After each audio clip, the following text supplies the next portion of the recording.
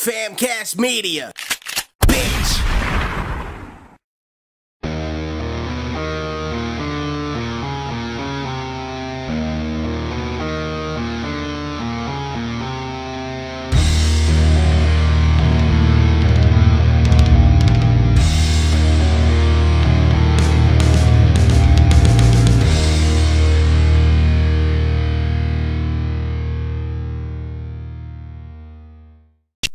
Good evening, demons and demonesses. Kwame Wahkan here, and I'm here to do an update on a story I had previously done about a year ago. Now, for those that have kept up with my videos, both present and past, there was one video I said I would follow up on, and it was the death of the actress Angelina Please. Now, the details came out around this time as of last year, but like I said, I never got the opportunity to report on it. That's kind of when I was going through a very sticky situation.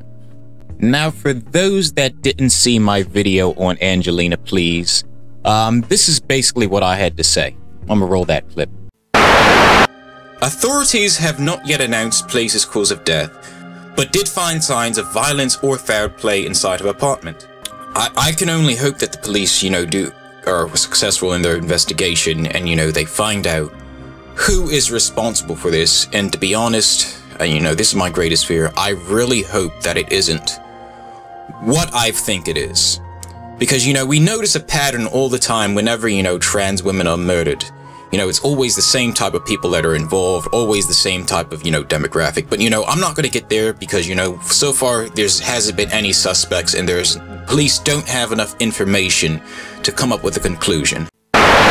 Now, believe it or not, 4 months after this video was uploaded, the cause of death was released. However, the media doesn't really often, follow up on stories like this and report them. When she died, all the news outlets were reporting on it. When the coroner, revealed the cause of death, I think only 1 or 2 sources have actually reported on it, and I actually have a follow-up on it. So, I'm going to read that article for you. A U.S. transgender actress who was found dead at 24 years old after going missing died of an accidental cocaine overdose, a coroner has ruled. Angelina Please, originally from Chicago, was found dead in her Las Vegas apartment on March 15th last year. Fellow actress Aspen Brooks suggested that police were called to her flat when no one had heard from her in 5 days, AVN reported at the time. Now it's been revealed that Angelina died of acute intoxication by cocaine, with the manner of death ruled as an accident according to the Clark County coroner. The county said they wouldn't be able to do an autopsy because she had been deceased for almost 4 days. A toxicology test is all they had to go on, and that is what they based their conclusions on. A family member also revealed in the past Angelina used both methamphetamine and ketamine, but had been clean for years. However, she still dabbled in party drugs. Her family traveled to Las Vegas and later had her cremated, with her ashes flown back to Chicago. Now, I'm going to say a few things that most people would probably find offensive. And I apologize in advance for this, but it's something that has to be said. I'm sorry.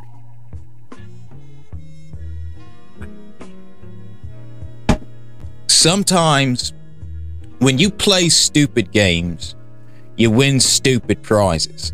Now, like I said in my last video about Shifty Shellshock, I don't know what would go through somebody's mind to the point where they would use cocaine. Now, from what I also read in this article, it also says that she used meth and ketamine. Now, I don't even know what the hell is ketamine anyway. Give me a second. Okay, so apparently it's some sort of drug used for anesthesia, treatment. It treats depression, a pain management tool, and last but not least, a recreational drug. I'm sorry if I'm Googling this stuff. This is coming from a person that has never used drugs in their entire life and has no plan on ever to do something like that. But like I said before, You play stupid games, you win stupid prizes. Now, I don't want to be that guy, but Angelina Please is a person that's part of this certain specific demographic that likes to use hard drugs. Now, like I said, I don't really know that much about hard drugs. I don't hang around people that do hard drugs, and the few people that I've known that have done crazy things like that, I no longer speak or associate with those people anymore. In fact, I have a little story to tell you, but I'll save that towards the end of this video. But back to Angelina Please. Like I said, you play stupid games, you win stupid prizes. Now, out of all the things out there, I don't understand why anyone would use cocaine, despite the fact that we know how highly addictive it is. We know for a fact that your body is not meant to handle something like that. And on top of that, you know, with what's going on with the opioid epidemic, people are lacing cocaine with fentanyl and all sorts of other nasty chemicals. And from what I understand about Nevada legalized recreational cannabis in 2017. So there's really no excuse for Angelina to still be using cocaine or other party drugs. So I googled up party drugs. What classifies as party drugs would be like cocaine, ecstasy, Molly, pills, and like I said, all sorts of crazy shit. And not only that, but since she was both, you know, an actress and a model, I know for a fact that, you know, even if the weed prices in Nevada are a lot more expensive compared to other states, she has the money to afford that. But she was like, nope, I'm just going to buy cocaine off of some dealer on the street. Act so fucking surprised when they overdose or when something bad happens, so they have to get hospitalized. I mean, we all know for a fact that cocaine is an addicting drug, and that alone should be enough to make people say, hey, you know what, maybe I should stay away from this shit. Maybe I should, you know, not associate with people that do this shit. Nope, she was just like, nope, absolutely fucking disgusting. I mean, I know I should be showing sympathy because, you know, this was a friend of a friend, or I should say a friend of many friends. But at the end of the day, you know, Angelina was 24 years old. She was a grown woman, and she made the decision to contact some guy off the street, buy cocaine off of him, become intoxicated by it, and then she fucking died. I mean, I know I'm sounding cold and heartless, but when it comes to things like this, my sympathy well is like practically running dry. Like, how many people have to overdose on fucking hard drugs for people to realize, hey, you know, this shit is dangerous. Maybe we shouldn't be using this shit. I mean, it's already illegal as it is. And like I said, there's no way to, you know, completely ban it because with the way the black market is, it's going to find a way to come into the country. People are going to find a way to use it. And it's up for you as an adult to just say no. And I know that's easier said than done because I don't know if peer pressure or whatever else. But let's be honest, this woman wasn't born with, you know, with an addiction to cocaine. I don't know when she started using all these hard drugs. I don't know if it was when she was a teenager or whatnot. Now, do I think she deserved it? Hell no. She definitely deserved a lot better. She deserved to live to be 100 years old. Unfortunately, that's been cut by at least 76 years. And I know sometimes within the industry, you have people that go to wild parties and they do bring drugs. So maybe that's what happened. But even still, it's no excuse. You know, you have the conscious decision to say no. And since she lived in a state that has, you know, legal recreational marijuana, there's really no excuse for anyone to still be using cocaine, especially if you live in a state that has recreational marijuana. So this was a sad way, you know, for Angelina to go out. But at the end of the day, she was a grown adult. She made her own decision, and unfortunately, that decision cost her her life. So if anyone out there is even thinking about trying it, take my advice, don't.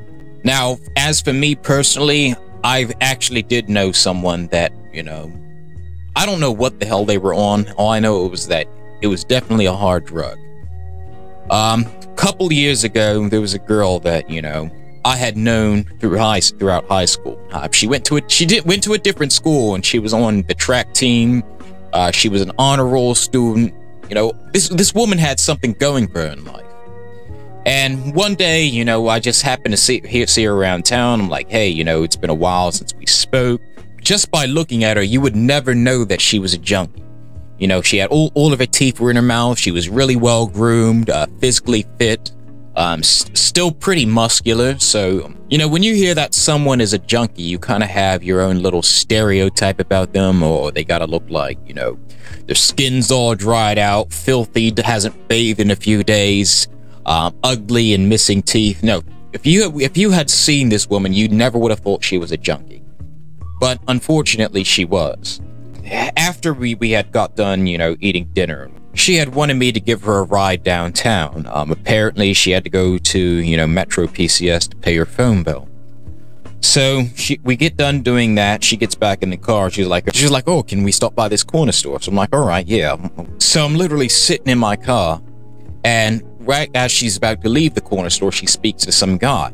I'm thinking, all right, well, maybe they're friends. So I'm sitting there, I'm waiting, and I'm waiting, and I'm waiting. They're still talking. And she decides to get back in the car. Now, I'm driving all the way down the street. I'm stopping at the red light. She pulls out a bill out of her bra, and then another bill out of her pocket. And then in the one hand with her bill folded up, she has a bag of white powdery stuff. Now, I don't know what this stuff was. When I told this story to my father, he said it could have been heroin. I told one of my coworkers, he said it could have been either cocaine or PCP. Now, she claims that it was Percocet. Now, I've never used Percocet before, and I have no plans or intentions of ever using Percocet. But she poured the white stuff into the dollar bill. She took the other dollar bill that was in her hand, stuffed it in her nose, and then sniffed it. And I'm looking at her, I'm like, what are you doing? And she was like, yeah, I use Percocet. And I'm like, you can't be doing stuff like that, lass. That's not good for you. Now, to be fair, at the time, you know, weed wasn't legal in New Jersey as of yet. But even so, still, there's no excuse. I mean, even if you were to buy, you know, actual marijuana flowers off the street, it's still a lot less riskier than, you know, using cocaine or fentanyl or PCP or Percocet or whatever the fuck this shit was. So after a while, she just starts acting all weird. She's like having conversations with herself. She had my cell phone at the time. She was making random calls to all these random people, saying all these elaborate things. And I'm like, what the hell did I just get myself into? I'm over here thinking that, you know, I'm catching up with an old friend, and this person turns out to be an insane junkie. So while we're driving around, she decides, hey, you know what? I'm starting to get hungry. I need something else to eat. And you could clearly tell that she's out of her mind. Her eyes are rolling back into the back of her head. Her mouth is wide open. And I'm like, I gotta get myself out of this situation as soon as possible. So we stop at another store. I'm like, yeah, can you just go in the store and, you know, get me some iced tea or something like that? So she's like, all right, baby, I will. She grabs her purse. Soon as she shuts the door, I step my foot pedal to the metal, got my ass the fuck up out of there, left her there. And she called my phone like a couple times, you know, asking her, well, why'd I leave her, and this and that and the third. And I basically told her, point blank period, I never want to speak to you again for the rest of my life. And to be honest with you, when I abandoned her outside of that store, you know, I'm not gonna lie, I did feel bad for a sec, but at the same time, you know, I'm not gonna put my health, my well-being, and my safety in jeopardy just because somebody wants to be a junkie. You know, at the end of the day, you know, these are all grown adults. They can make their own decisions in life. Unfortunately, this isn't a decision that, you know, I think would be the best for her. And I know some people are probably going around saying, oh, Kwame, that sounds rather harsh. How could you do such a thing? But like I said earlier, I'm not going to put my health, my well-being, and my safety in jeopardy, all for some junkie to get a fix. And, you know, and that's one thing, is that's something that I'm very, very strict on, especially, you know, when it comes to dating. I honestly don't even want to date a woman that smokes cigarettes. Because, you know, I have a personal connection with that. You know, I lost my aunt to cancer. I have a couple family members. I would destroy their cigarettes. I would take a pair of scissors or a knife or something like that, and I would cut the cigarettes up so that to stop them from smoking. And I've had family members, you know, not speak to me anymore, not invite me over to their house anymore because, you know, I wouldn't allow them to smoke their own cigarettes. But at the same time, they're like, oh, you're wasting my money, bro. And I'm like, listen, you wasted your money by going to the store and buying those cigarettes in the fucking first place, now didn't you? Now, I don't mean to be, you know, disrespectful to Angelina's family because, let's be honest, they did try to help her. They did, you know, speak to her. They did try to get her to quit. But, you know, sometimes with junkies, if you're not always, you know, watching them and keeping track of what they're doing, they might be telling you one thing and doing something else completely different when they're behind closed doors. And unfortunately, Angelina Please was one of those people, and sadly, it took her life. So, let this all be a lesson. You play stupid games, you win stupid prizes. Now, if you're going through something tragic in life, there's always other options. You don't have to turn to hard drugs or alcohol or anything like that. You know, get therapy, get counseling. And if you do decide, you know, hey, you know, I want to tweak my consciousness a little bit. You know, if you live in a state that has recreational marijuana or even medical marijuana, apply to get a medical marijuana card, or, you know, go to your nearest dispensary. Now, if you live in a state where, you know, it's really hard to obtain marijuana, or if you live in a state where, you know, it's still illegal, there are other options out there. Now, I know this gets frowned upon a lot by, you know, other stoners, but a good alternative would be, you know, to go to the Delta route. You have like Delta 8, you have Delta 10, I think you also have HHC.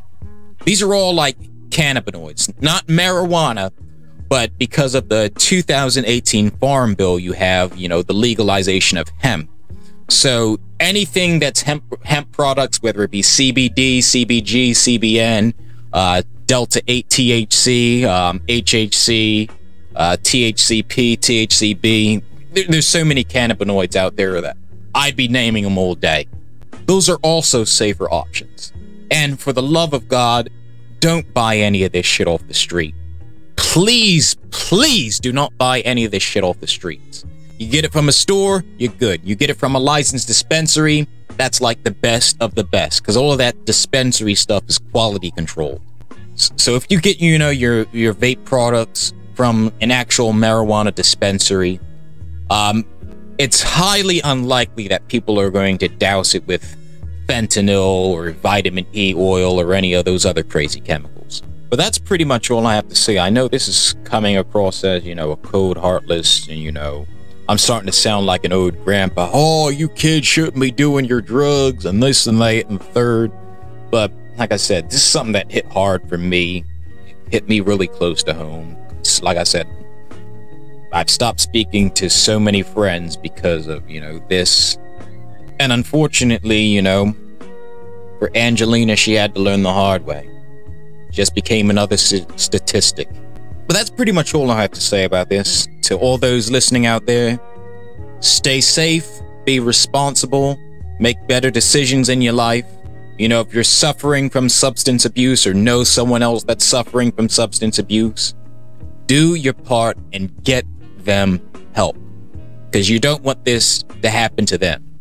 And don't think that because, oh, well, I trust my dealer, it's not going to happen to me. It eventually will.